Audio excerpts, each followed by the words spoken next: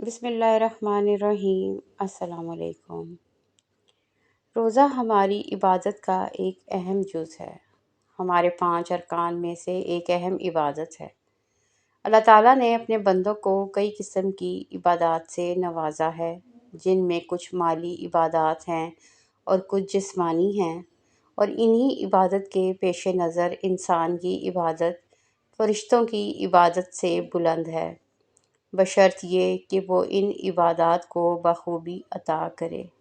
جیسا کہ زکوٰۃ اور روزہ ایسی عبادات ہیں جن سے فرشتے عاجز ہیں، کیونکہ نہ تو وہ ذریعہ آمدن رکھتے ہیں اور نہ ہی انہیں بھوک اور پیاس لگتی ہے۔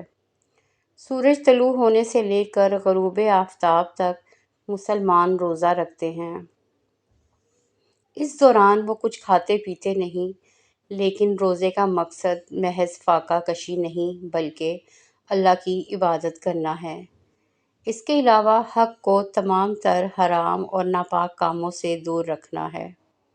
مسلمان ہر سال رمضان میں روزے رکھتے ہیں۔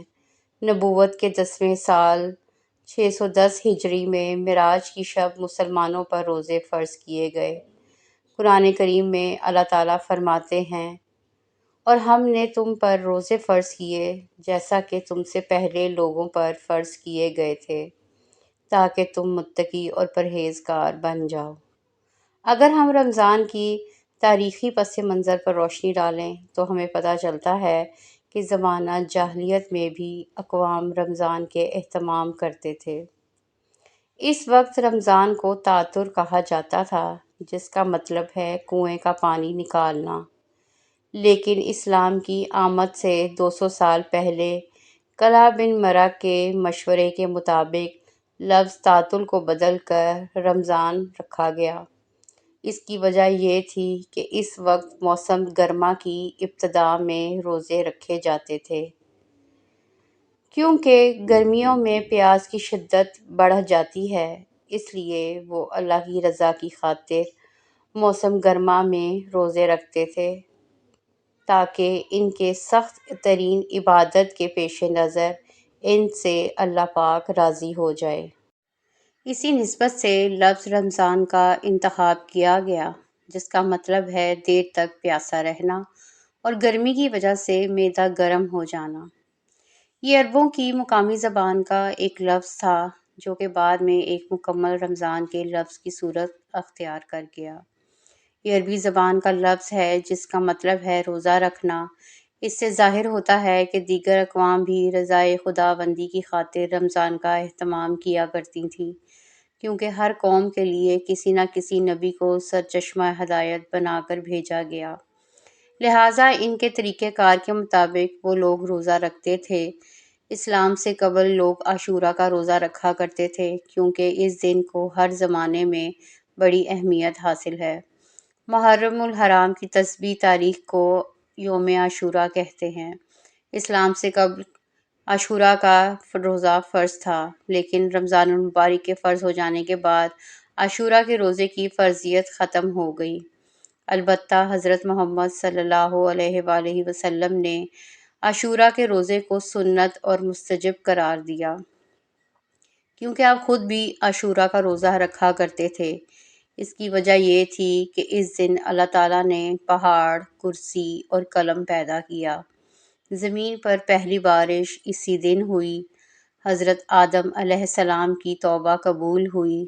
حضرت یونس علیہ السلام کی قوم کی توبہ قبول ہوئی۔ حضرت ابراہیم علیہ السلام، حضرت موسیٰ علیہ السلام اور حضرت عیسیٰ علیہ السلام یوم عاشورہ کو ہی پیدا ہوئے۔ حضرت موسیٰ علیہ السلام اور بنی اسرائیل کو فرعون سے نجات ملی۔ حضرت یوسف علیہ السلام کو قید خانے سے رہائی ملی۔ حضرت یونس علیہ السلام کو مچھلی کے پیٹ سے رہائی ملی۔ حضرت یعقوب علیہ السلام کو دوبارہ بینائی عطا ہوئی۔ حضرت نوح علیہ السلام کی کشتی اسی دن جودی پہاڑ پر آ کر رکی۔ عاشورہ کے دن ہی اصحاب قافلے نے کروٹیں بدلیں اور قیامت بھی اسی دن آئے گی۔ اسی نسبت سے نبی کریم صلی اللہ علیہ وآلہ وسلم اس دن کا روزہ رکھا کرتے تھے۔ اسی دن حضرت امام حسین رضی اللہ تعالیٰ عنہ کو کربلا میں شہید کیا گیا۔ تفسیر ابن کثیر کی حدیث کا بیان ہے کہ سورۃ بقرہ کی آیت نمبر 188 میں اللہ تعالیٰ فرماتے ہیں، اور تمام انبیاء پر نازل کردہ آسمانی کتابیں بھی اسی مہینے میں نازل کی گئیں۔ اس کے علاوہ یہ بھی روایت ہے کہ حضرت ابراہیم علیہ السلام اور انبیاء پر صحیفے بھی اسی مہینے میں نازل کیے گئے۔ اب ہم دیگر انبیاء اور ان کے رمضان کو بیان کرتے ہیں۔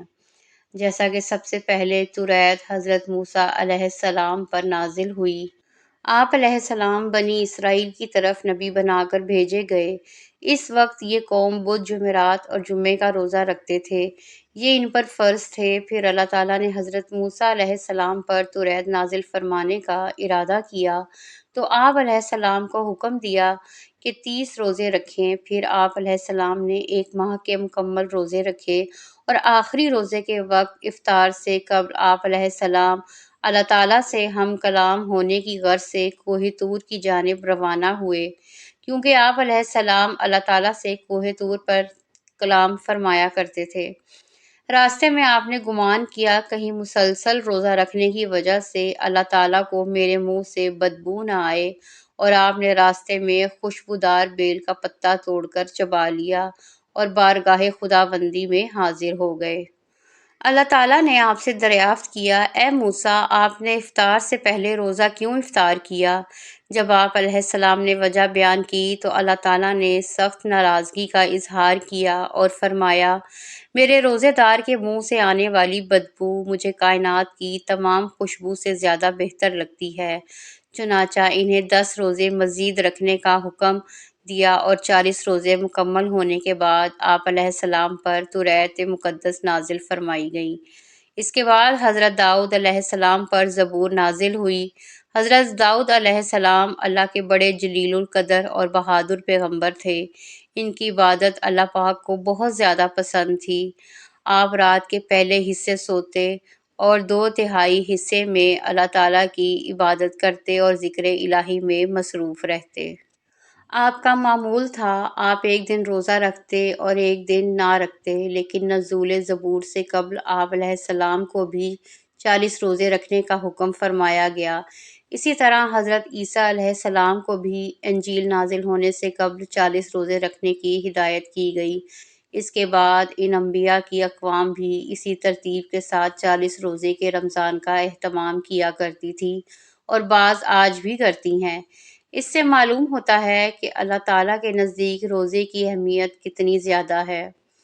ہمیں رمضان کریم حضرت محمد صلی اللہ علیہ وآلہ وسلم کے وسیلے سے عطا ہوا۔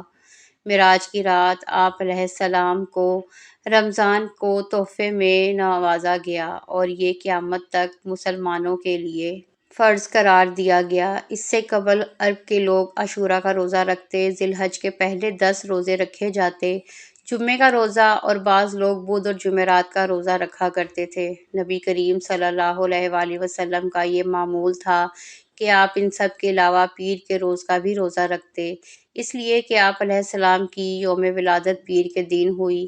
اس کی خوشی میں آپ صلی اللہ علیہ وآلہ وسلم عید کا روزہ رکھا کرتے تھے۔ نیز تہجد کی نماز بھی آپ صلی اللہ علیہ وآلہ وسلم اسی نسبت سے ادا کیا کرتے تھے، کیونکہ آپ تہجد کے وقت دنیا میں تشریف فرما ہوئے تھے، مگر رمضان المبارک کے فرض ہونے کے بعد ان تمام روزوں کی فضیلت ختم ہو گئی اور رمضان کے 30 روزے فرض ہو گئے۔ البتہ اگر کوئی یہ روزے رکھتا ہے تو اسے بے حد ثواب ملتا ہے، کیونکہ اب یہ نفلی روزے ہیں، تو اگر کوئی نہ بھی رکھے تو کوئی حرج نہیں۔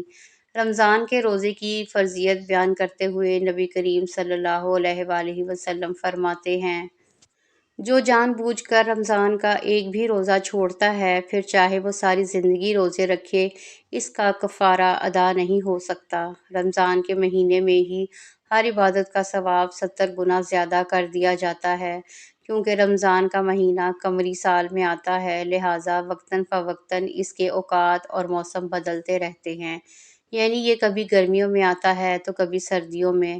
لیکن اللہ پاک فرماتے ہیں، مجھے اپنے بندوں کے گرمیوں کے روزے اور سردیوں کا وضو بے حد پسند ہے۔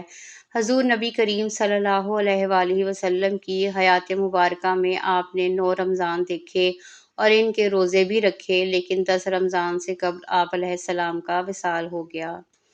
تو میرے پیارے بہن بھائیوں، آپ کو آج کی ویڈیو کیسی لگی مجھے کمنٹ سیکشن میں ضرور بتائیں، اور میرے چینل کو بھی ضرور سبسکرائب کیا کریں، اس سے میری حوصلہ افزائی ہوگی۔ تو اگلی ویڈیو میں پھر سے ملتے ہیں آپ سے، تب تک کے لیے اجازت دیں، اللہ حافظ۔